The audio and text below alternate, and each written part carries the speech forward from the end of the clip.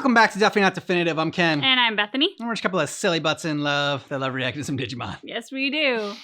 So we are checking out some more Digimon as we learn more about this franchise. This is our third video on Digimon. And we're going to check out the entire history of Digimon anime explained by a YouTube channel called Karn EX or Karn EX. Ready to do this? I'm ready. Okay.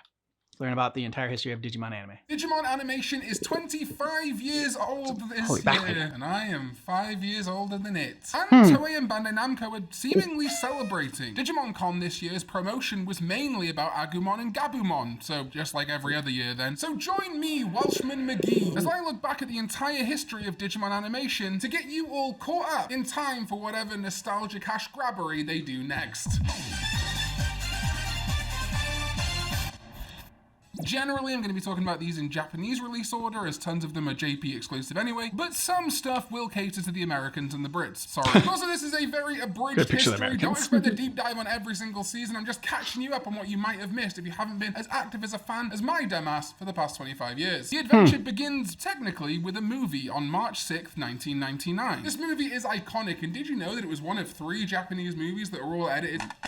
This movie showed Taichi and Hikari discovering their first Digisama that hatches into a Botamon, a machine, and 2 Monster Hunter quests. It all ends with fried chicken, the setup for the Digimon Adventure anime, and still one of the most melancholic end credits in all of Digimon. Then the heat came in! How could I sum up the plot of Digimon Adventure? 7 young kids go to camp for the summer. Okay, and then what? Wind up living in a digital land. Pretty crazy, but what happens next? Where everybody gets to meet his own Digimonster, a digital companion, a digital friend. That's crazy, dude. Digimon Adventure is so loved for a reason. It's got Digimon, it's got guns in Japan, it's got a Pokemon the Pizza Man. The echoes of this anime would go on to shape the entire Digimon franchise for 25 goddamn years. And while I don't love all of it, call me a random Tokyo woman the way this show got its fangs into me. I think some standouts, of course, are the iconic Devimon and Angemon handing him his ass, only to get glass cannoned into scrambled eggs. The entire Myotismon arc in the real world to me is what Digimon was as a kid. That's my strongest memories of this show. And also when Tai and Matt got out of a giant vampire demon? Oh yeah, but Ash Ketchum turned to stone for 10 seconds. Womp womp. I know which spiky head Japanese boy is the bravest in my heart. Ash, get out of here! Fuck with me! I have the power of God and anime on my side! Wait, The year 2000, we survived the Y2K bug. No one's computer went crazy, unless, of course, you're in the Digimon world. Digimon Children's Wargame, aka Plagiarism is okay as long as you make a dope anime out of it, aka Summer Wars Zero, aka Belle if she wasn't afraid to swap hands, is probably the most iconic piece of Digimon media. We got Kuromon and Sumemon. We got cool internet turn of the century, Christ I'm old, stuff with little Agumon emails and Digimon surfing the web, and even a look at other kids across the world becoming aware of Digimon. Hey, who's that kid? Nah, I'm sure she doesn't matter. Do y'all remember that one Fox Kids Flash game? Oh my god, take me back, I don't want to be 30 anymore. And of course it introduced the world to Omnimon, the echoes of which can be felt in every corner of the Digimon franchise to this day, and absolutely no one has any issues with it. Everyone loves all the Omnimon milk. Oh, for God's sake, another Omnimon card game set, give me a break! The year 2000 also gave us Digimon Adventure 02, aka Digimon Shippuden. It was perfect. Oh, Leonard! Perfect. Everything, down to the last minute details. TK and Kari aren't annoying ass kids anymore, and they're joined by new kids who can be annoying instead. Oh hey, it's that kid from our war game. Yep, Yoli or Miyako is a Digidestined because she witnessed the Diaboromon vs Omnimon epic rap battle of history, which means all of these people are Digidestined? The TLDR of this show is that a kid has become just like the absolute worst person ever and is enslaving Digimon and doing really awful shit. That was someone's favorite character. They must be an absolute psychopath. But no, we follow a new generation of Digidestined as they initially tried to stop the Dark Towers and the Digimon Emperor, and eventually transitioned to stopping a virus made of literal evil from consuming all the children in Tokyo, and the vampire is back! I'm back in the f***ing building again! Anyway, Digimon Adventure 02 gave us Armor Digivolution, Prominent DNA Digivolution, and the entire career of Karn EX. This season is often punched down on by fans due to its messier ending, but honestly this season was peak to me as someone who just loves sequels with time skips. Shout out to JoJo's, Apollo Justice, and those Simpsons episodes where Lisa is president and Bart smokes weed and crazy. Digimon Adventure 02 has Blackwall Greymon and the sexiest spider I have ever seen in my life. Peak fiction. Also in the year 2000, we got the movie Hurricane Touchdown. That's why he's the GOAT! The GOAT! Honestly, this is probably one of the lesser loved Digimon movies, but talking specifically about the Japanese version, it's honestly kind of great. The movie really captures summer, especially first seeing Daisuke, Iori, and Miyako on the beach with their Digimon. And this movie gave us Seraphimon and Magnadramon, and Magnamon and Rapidmon, plus almost the whole Lopmon line. Hell, the ramifications of Terriermon and Lopmon in this movie seem to directly affect the entire next season of Digimon. Yeah, pretty adorable. The movie poster is the most America thing Digimon has ever done, besides Gundramon. And at the same time in 2000, they also gave us Digimon Adventure 3D Digimon Grand Prix. Nice Conan O'Brien reference. Listen, this wasn't supposed to be a big release. According to Wikimon, Digimon Adventure 3D Digimon Grand Prix is a 7-minute CG short produced by Toei Animation that was originally screened at the Time Machine of Dreams. That sounds cool as f***. Theme park attraction at Sanrio Puroland from July 20th, 2000 to June 23rd, 2002, and Harmony Land. Oh no, I've gone cross-eyed. So this was a 3D Digimon short that played at Hello Kitty's house. Okay, neat. Hello, Kitty Digimon partners win! That's you. That's what you sound like. This whole thing is basically Digimon wacky races, and I guess its two main things are being in 3D CG and being about Digimon racing. Two things that sound like great directions for the franchise to go in. This also didn't get released in theaters outside of Sanrio Puroland until 9 years later alongside the 3D Digimon Savers movie. Wow, what a treat. And then, the year Love all the 2000. Simpsons references in this. Yeah. Fox Kids and Ska Music played polymerization to create the single most early 2000s piece of media ever made, Digimon the Movie, spawning a generation of annoying dub fans and an even more vocal generation of really annoying sub-purists. Digimon the Movie has its faults, of course it does. It's 3 Japanese movies stitched together to make... So yes, of course, we have to acknowledge that elements of the Digimon dub overall are not faithful to the original. If you absolutely want the pure creative vision of Digimon, you should always watch the original.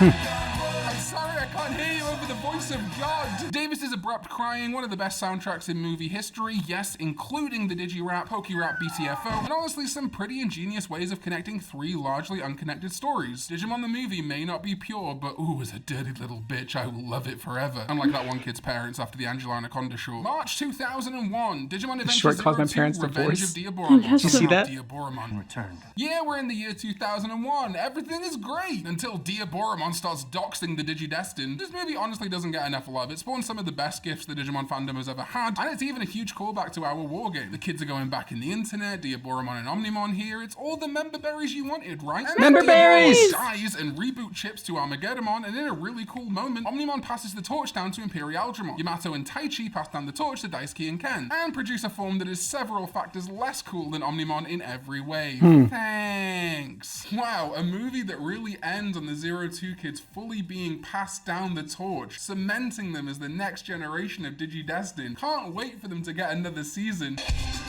And canceled. Reset reality. Digimon Season 3.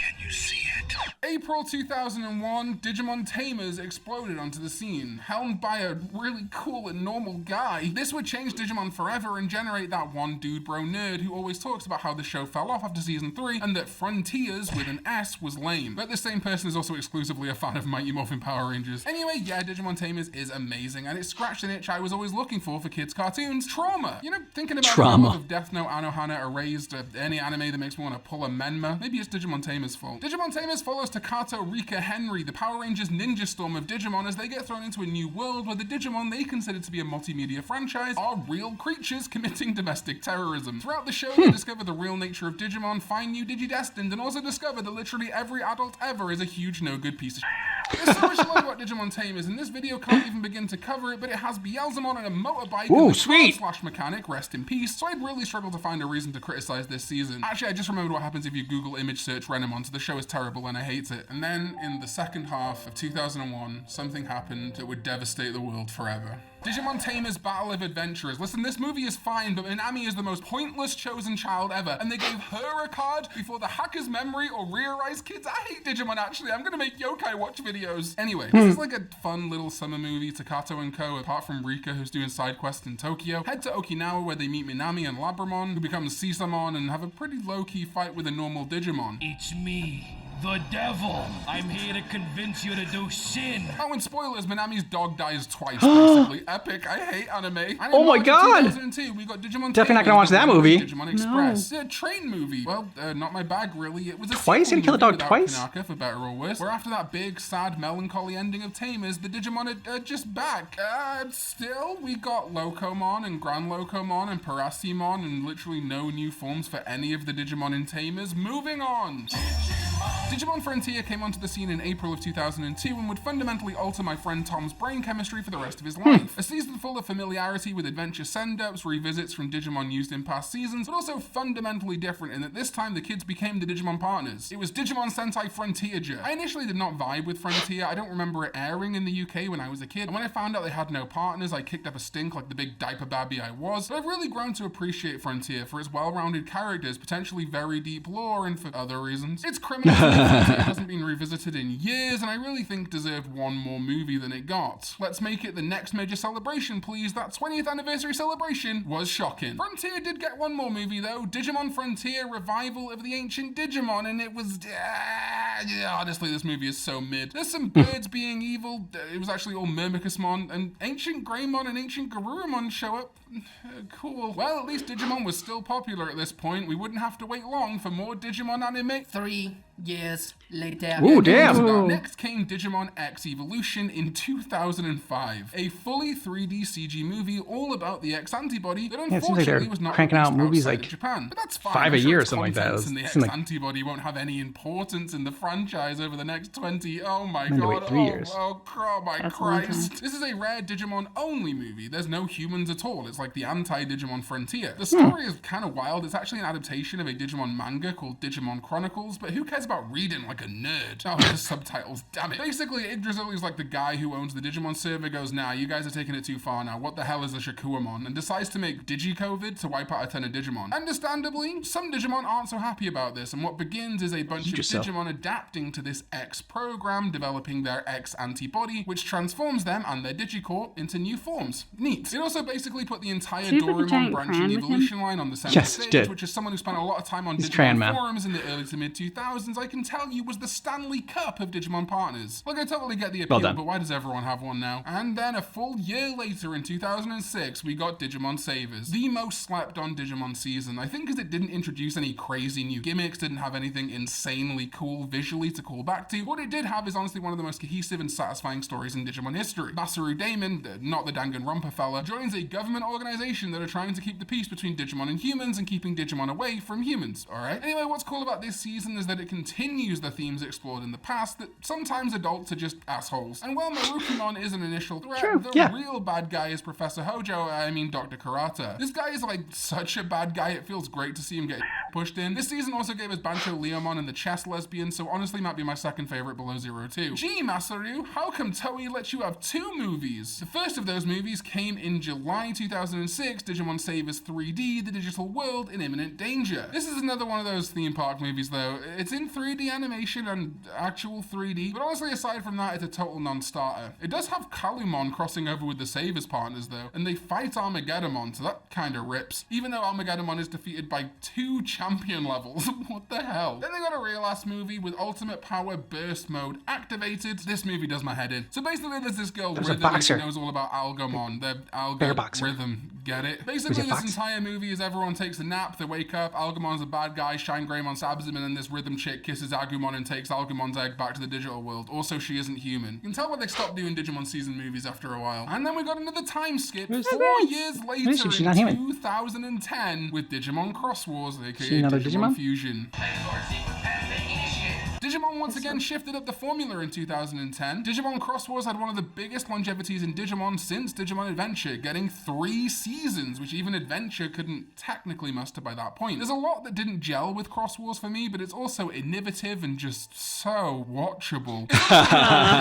Movie, but I feel like Season's also getting a tie-in movie. Just stop put in the anime boobs. So yeah, get used to that. Y'all ready to get depressed? Listen, let's get real for a second. Me and Digimon Tri have a complicated history. Tri is like part of the reason I got heavily back into Digimon again. I was always a fan. I played Digimon Masters for like a decade. I rewatched older seasons that I legally bought, but I definitely wasn't keeping up with the V-Pets or whatever for a good decade there. And then I saw that first Digimon Tri teaser with Agumon and Tai, and I was like, oh my god, Digimon, I love Digimon. And what we got was 6 movies of, is it rude to say Ow the Edge? There is a lot I still love about Tri, and I encourage you all to watch it, but my god, what a bummer. And the weird amount of cheesecake also made me uncomfortable. They're all still in high school. Anyway, that's not the point. We finally saw all the adventure megaforms in the anime, so that's cool. They also basically wrote the 02 kids out for the whole thing, which I have healed from, kinda, now that the 02 kids are back in stuff, but rough moment. During all that depression, we got an even more slapped on season of the anime in 2016 with Digimon Universe Aptly Monsters. It feels like there was a jump. It was like, we were like in 2006 before, like 2008, and then jumped to like 2015. With humans who went to a digital world and merged with other Digimon to create new forms. And why the hell are people so mad about how different this was again? Like almost every season of Digimon is different. 02 introduced Armors and DNA. Tamers was a reboot or a new universe with Card Slash and Biomerge. Frontier has kids becoming Digimon. Savers was actually good. Cross Wars had Digicross, but Atmon being apps was too much of a departure for people. I still not finished Atmon, admittedly. I want to, but I'm just too busy with all 3 Equalizer movies and playing Super Hot VR. But the idea that Atmon is some kind of crazy, fundamentally different season is just crazy pills. You're all on crazy pills. New Atmon movie, please. Thank you. Then, all the way through 2017 and into 2018, the Tri saga ended, almost 3 years after it began, and there were some really cool moments in that second batch of Tri movies. I think the story of Mei and Meikumon, while a little bit too much of a focus, was still an enjoyable story, and the kids all uniting at the end was really cool, even if I don't love Omnimon Merciful Mode. But Digimon Adventure Tri Future did leave us with like 15 more questions than we had before Tri started, and answered maybe 3 questions we had before it. Nice to know who the original Digidestined were though, I guess. Then they announced Digimon Adventure Last Evolution Kizuna, and then as Kizuna was being created, they crowdfunded 5 short films to kind of catch everyone up on where the kids have been between Tri and Kizuna. 5 people who contributed to that crowdfund even got their own fan-made Digimon made officially, which is incredibly cool. There's actually no proper way to watch these shorts bar one, but I'd recommend checking out my pal Corey, the Diginos video on these shorts, because they are wacky. What if your childhood was over and everything was terrible, and it's hard to see any positivity in growing up?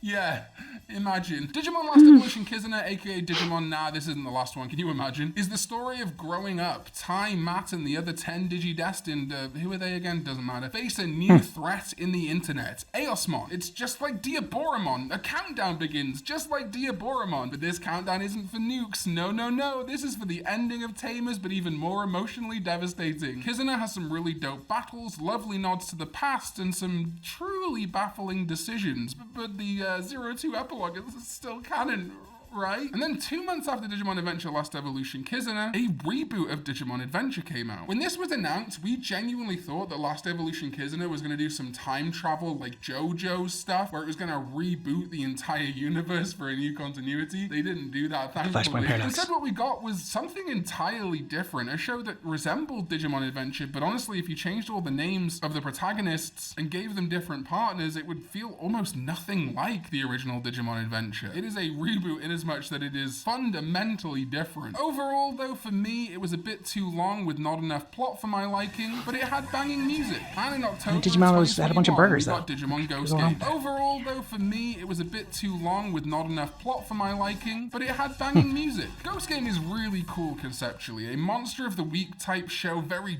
dark, spooky, feeling like Gegege no Kitaro meets Digimon Tamers. There's a lot to like there. Ultimately, for me, I'm always looking for a show with overarching narratives, but apparently Digimon Creative thought that most people wanted largely unconnected episodes with a little bit of overarching plot. But listen, Gamamon's cute and Goramon is me. He says champion instead of chocolate. Isn't that fine? Still should have got a season 2 or a movie though, if I'm honest with you. And that brings us to 2023 and the most recent piece of Digimon anime media. Digimon Adventure 02 The Beginning, which is not legally available in my country, so I haven't watched it yet. The 02 kids are getting their own movie. Aren't you excited to see Armor Digivolution and new Digivolutions for them?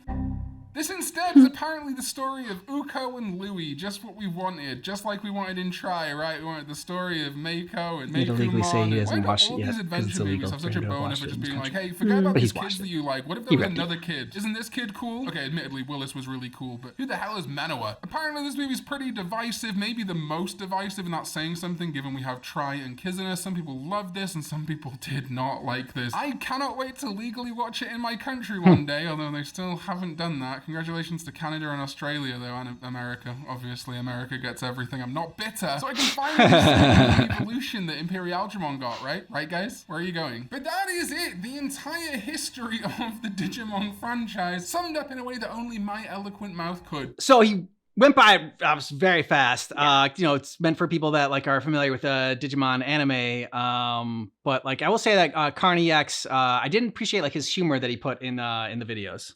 Oh yeah, definitely. I mean, I think maybe I got nuggets of information, but because it was so fast and because we're not anchored in yet on Digimon, I definitely think a lot of it kind of either went in one ear and out the other, or just went right over my head. Honestly, The thing that like kind of jumped out to me the most was when this the thing that he didn't necessarily like. I mean, we like a good story as well. That's a lot of times why we pick the video games that we do pick, is because we enjoy the story aspect of it, because we're not great gamers. But when he was talking about like the different like monsters in each episode or whatever, like something that's like a little bit more like episodic instead of a serial, and like that seemed like something where I'm like, okay, that might be something where be a good like jumping off point into the Digimon world or whatever, as far as if you're going to like watch an anime or whatnot, because it seemed like, since it's a little bit more self-contained, doesn't seem like maybe you need as much history on each one, and like there's not some overarching plot, so you don't have to, I don't know. It just feels like you can come in there with a lot less knowledge. I also noticed like some of the gaps, and you mentioned the gaps in the timeline, like as we were watching it.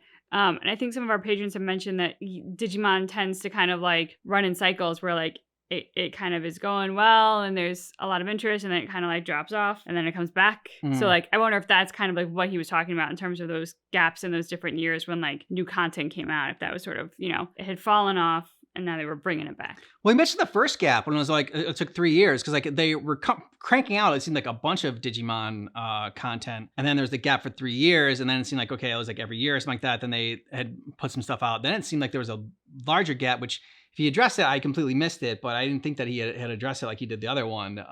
So I was just curious on like that. It seemed like a lot longer of a gap too. Yeah. They also referenced, I think it was Digimon Tamers, I think if I'm remembering the title correctly. And I think some people have recommended that that's a good show to kind of like jump into as one of like the reboots where you can sink your teeth into the content, even having not watched a bunch of other stuff. Okay, yeah. Because that's what I was kind of like looking at for this one. One, like, to get a little bit more information about Digimon, and then also just see like, okay, what's one of the Digimon animes would like jump out at you as far as like, that's like something cool to latch on to. Like, what I don't know for Digimon is I saw a lot of I don't know, was it a dog with the boxing gloves, or like it was blue, had boxing gloves on it. I saw that one a few different times. Obviously, there's the cactus too.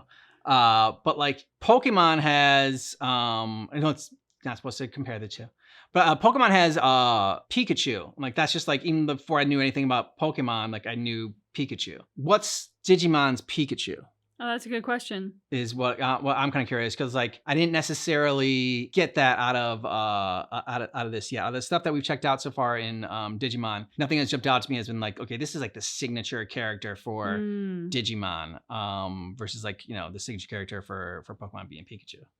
Yeah, I think there's like the initial 3 characters that entered the digital world, like the 3 humans. But I don't know about like the Digimon. Like I think those humans are sort of where people anchor in, but I don't know if there's a star Digimon, or if maybe it's one of theirs or all 3 of theirs that are sort of like the key characters.